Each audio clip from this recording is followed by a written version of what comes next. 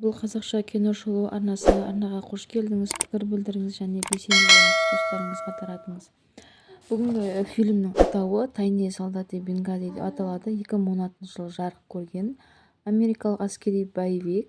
Фильм Майкл Бейдің режиссерлігімен түсірілген және шынайы оқиғаларға негізделген.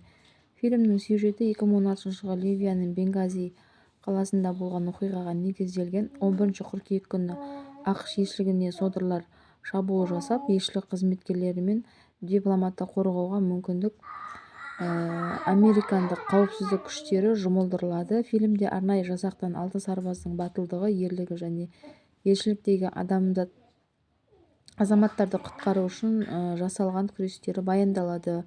Фильм көрермендерге нағыз күрес, батырлық пен адамгершілік туралы ой салады және жанқиярлық пен қайсарлықты дәріптейді. Фильмнің негізгі сюжеті Ливиядағы ақш консулдығында жасалған шабуыл төңірегінде өрбиді.